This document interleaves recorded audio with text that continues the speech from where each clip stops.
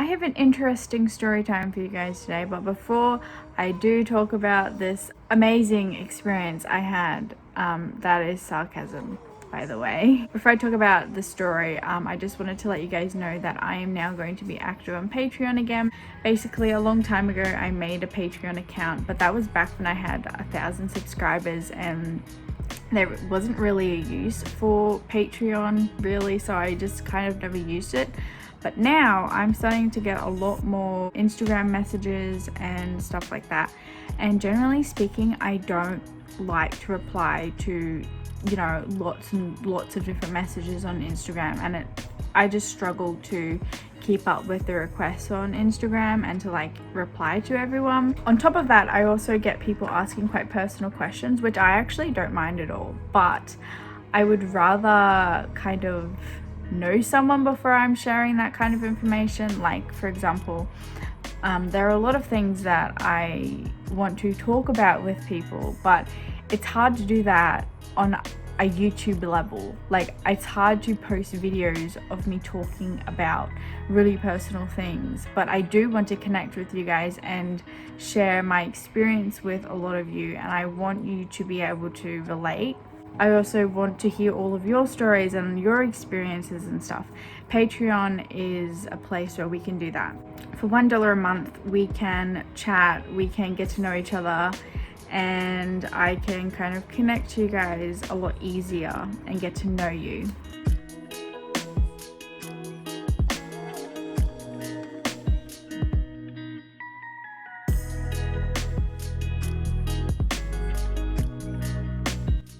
The story that I'm going to be talking about happened in 2013. So I was 13. I was in grade 9.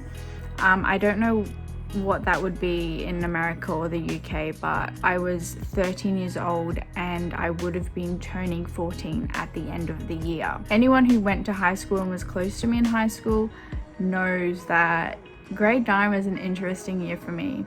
Basically, it was when my mental health kind of spiraled out of control. For those of you who don't know, I have dissociative identity disorder. Basically, that means that my consciousness is fragmented into multiple different beings. Essentially, it's like multiple personalities, but it's not personalities, it's altered states of consciousness. I essentially share this brain, this body, with multiple states of being. Grade 9 was the year that I figured out that I wasn't alone in my head, which is terrifying, yeah, but it was also the year where I just completely dove into unhealthy coping mechanisms. Grade 9 was not my year, and it was kind of the beginning of this downward spiral with my mental health. Not only was I having to deal with all of this mental health stuff, but puberty. I also had a few friends who were also participating in some of the not so great coping mechanisms, and we were learning off each other. But there's one friend in particular who I won't name, but you know who you are. We were pretty close friends. The only issue is we both had quite severe mental health issues, and we both looked to negative coping mechanisms as a way to cope, and we were kind of feeding each other. We were getting bad ideas off of each other, and we were influencing each other in really negative ways. One of the things we often did was we fantasized about the idea of running away from home and just doing something dramatic like that, and we always fantasized about it and always talked about it and doing it together. There came a point where in these conversations I was serious. There came a point in time where I started to really think about these ideas and actually wanting to do them. I'm starting to dissociate talking about this. This one day in particular, I came to school and we were talking about running away. We were fantasizing about it again and saying, oh yeah, we can do this, haha, joking about it. And then we were talking and we realized that that particular date was in between our birthday. It was exactly in between both of our birthdays. So her birthday is in, not going to say what time of the year, and my birthday is in November, and like the middle date was that particular day. And in my confused little brain was like, oh, this is a sign that I need to from home. And so I was quite serious, and I was like, no, like, you don't understand, I'm actually going to do it. If you want to come with me, you can come with me, like, meet me here after school and we will run away. And I remember her saying, yeah, let's do it. Little did I know she was still joking. I was completely serious and she was still joking. I'm not completely sure what my intent was by running away, but at that time in my life, I had seriously been contemplating. I had made multiple, and I was also to a point where it was dangerous. I hope you know what I was saying, because like I don't want to actually say it. I was in a situation, I was literally a kid when this happened. I was 13, and when it was happening, in my brain I was like, I am never going to be able to get out of the situation that I am in, because I am a child. And at that point in my life, I had always been a child. I had never known any different. So in my brain, I could not see past the abuse that I was currently living in. So I couldn't think, oh, you know, I'm gonna grow up and I'm gonna get out of this, or I'm gonna become, you know, stronger and I can physically fight off people that are abusing me. Like, I could not see past that abuse. So in my mind, this was going to be the rest of my life. I could not see beyond that, and I feel like there was some sort of abuse happening all the time, like my whole life. Some sort of abuse was happening to me. So it was really hard for me to see a life without abuse. So in my brain, the only way to get away from it was to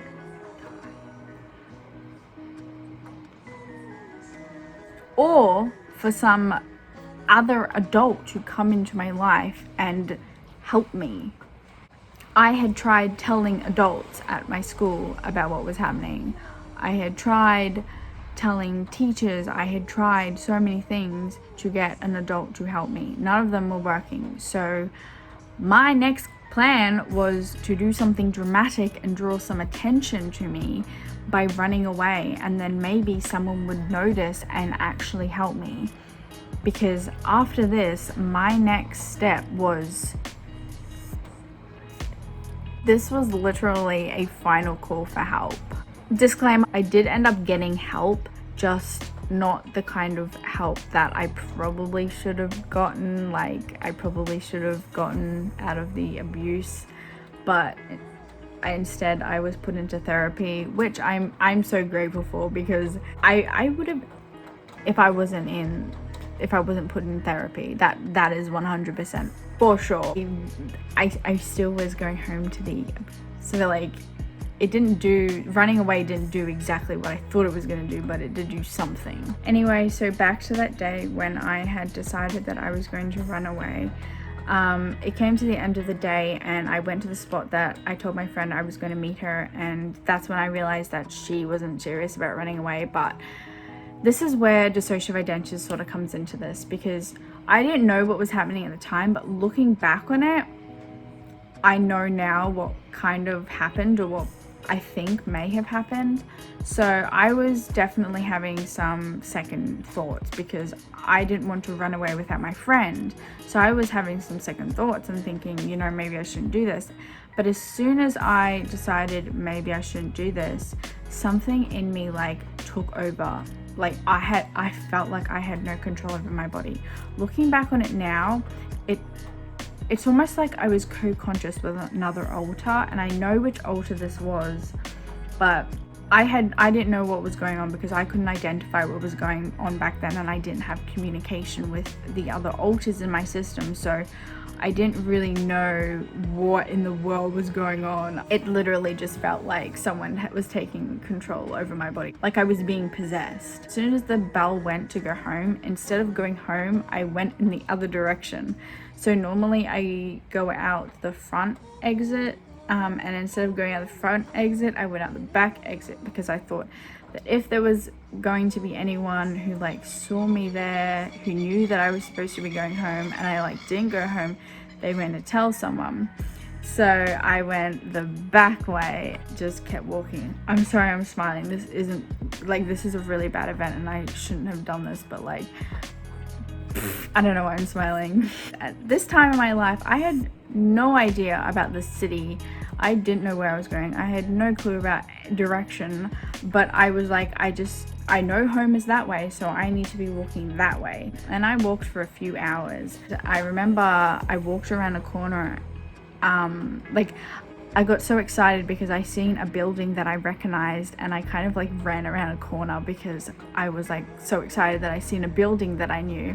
And I actually ran into one of my classmates, who later on pointed out and said, I know you ran away. Like, I know you ran away. I ran into you on the day you ran away. But there's like a whole story behind how teachers and students found out that I ran away, but I'll talk about that at the end of the video. So after I see my friend, that's when I realized that I was in the city, and I was like happy because like now I knew where I was. And by this time I'm obviously a missing person, because the state that I live in Australia, the way you become a missing person is you need to, for most people, it's 24 hours you have to have been missing or last seen to be considered a missing person, unless there is like another reason that you could be missing. For example, you have like a medical condition or you're a child. But I don't think I was young enough for that to be considered. So I think it was because I had like existing mental health issues, which is why I was already considered a missing person. But I didn't know this at the time, obviously. So I didn't really have a plan beyond what I'd already done. So I just went to a public bathroom and sat in the public bathroom for a few hours. That's literally what I did.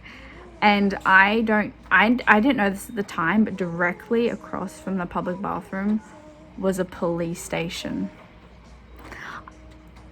I always joke about this. Again, I know it's not a joke, it's quite serious, but like I always say that I literally ran away to a police station, because that's what I did. Like the police station was literally right there, and I ran away and I was in the bathroom at the police station.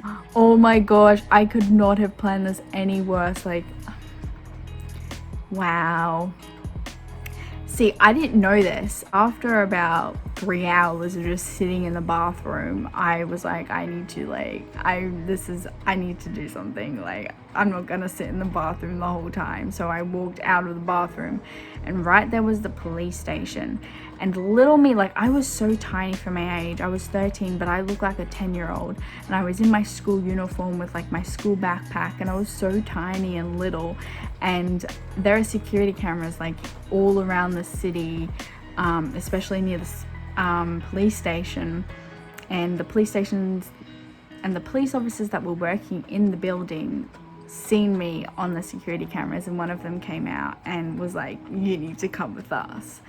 And I wasn't gonna run away from a police officer. I wasn't ready to be tackled by a police officer that night. So I went with the police officer, and I was like, yes, they can help me. Like, they're gonna help me. This is good.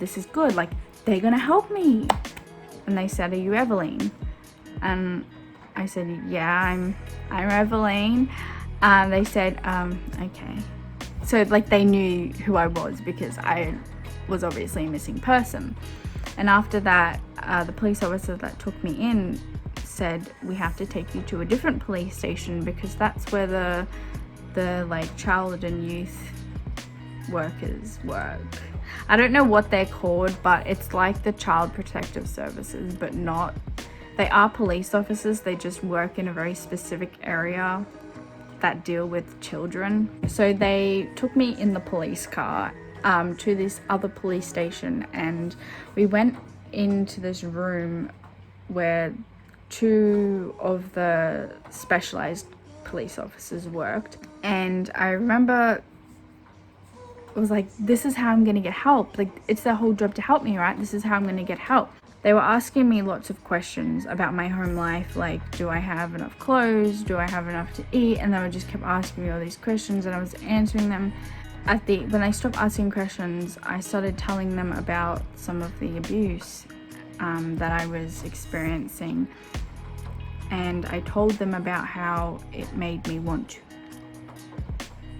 And how I just don't understand how someone could their job so badly. I haven't mentioned this in the video yet, but I written all over my body. Like, I said so many times that I wanted because I was being abused. And this guy looked at me like, okay, what do you want me to do about it? Then he started telling me stories of like children who actually had it bad, and how he has to deal with kids who like have it way worse than me every single day. Like, why am I even there?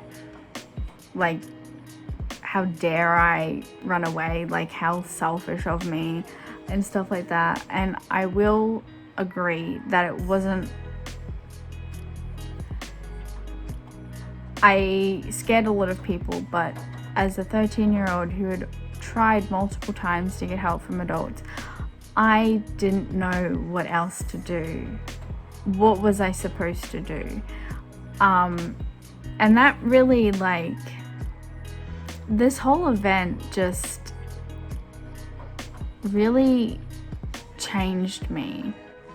I realized that he wasn't going to help me. Was the moment I realized that I couldn't trust people. The things he said to me really changed me in a bad way. It didn't make me stronger. It just made me trust people less. But unfortunately, it gets worse. Despite telling him that I was planning on, he still wanted to send me home. So we were in an elevator going downstairs, and as we were in the elevator, he told me, you know what? You're just a brat. And I know for a fact that, like, this whole experience with this person was like saved as a traumatic memory, because when things happen, I remember back to this experience and I just see his face, and I just hear him talking about that, and I just, all of the emotions that I had and all of the panic as that 13-year-old self comes back, and I kind of feel hopeless and alone all over again. I'm like, what the hell? Like, I can't even trust emergency services. I can't even trust the police to help me. I just want to put a major disclaimer in. If you are in immediate danger, or like you think you're going to harm yourself, call emergency services. I've had multiple experiences after this with police officers, especially due to like my mental health, and I have never ever had an experience that like is on the same level as that. I've always had very, very pleasant experiences with police officers after this. Please don't take my story and think, oh, this is why I can't trust police officers and I should never get help from them. That's not what I want you to take from the story. This is a singular experience that I had out of multiple. But that whole, like, it changed me. Like, what the hell? And it just makes me so angry, because I know for a fact that if he had said something, or if he had taken me to hospital, maybe if I had gotten the help I needed sooner, I would have not come out the other end as an adult as traumatized as I am. Because after that day, I had to deal with another 3 years of abuse. And I just think I could have been saved so much, and I'm pretty sure it isn't legal for him to send me home after I just threatened to.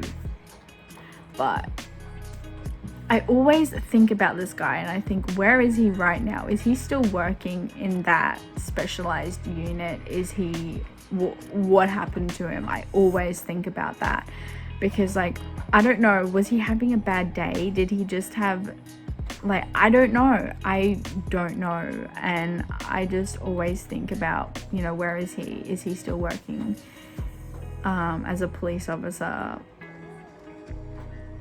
Like, even the police officers that were there, because there were like 4 other police officers there plus 1 other child protective whatever people there, so there were like 6 other people in the room, as well as this one person that called me a brat. And they even all were looking at each other like, what the hell? Like, they knew that he was not doing his job properly, and I could see the way that they were looking at each other like, oh my gosh, what? But after I did this, I am very thankful because I got the professional help I needed. It was the first time I ever seen a proper therapist, and that therapist helped me through a lot of things, and I learned a lot of skills with them. So I'm really, really thankful that I had seen them, because they definitely gave me the skills to actually get through those next 3 years into adulthood. Unfortunately, after this happened, an email was sent to all of my teachers, and I completely understand why. Like, I completely understand why this happened. But the email was basically sent and telling them what happened, and then telling them that I can't like leave the room to go to the bathroom and stuff like that, and if I need to go to the school-based counselor, like I need to be escorted and stuff. Like, I understand why they had that email, but I am so sure that some of the teachers told their students and like told the class about what happened, because how did that boy I went to school with, that I ran into on my way to the city, know that I'd run away? Because he said, yeah, they told us. Who told you that I ran away? So I'm so suspicious that some teachers told some of the students that I'd like run away. And it was so awkward sitting in class, because the teacher will be like, some people are going through a rough time at the moment, and then they would look me in the eye. Once again, please do not take this as a never call emergency services when I'm in trouble.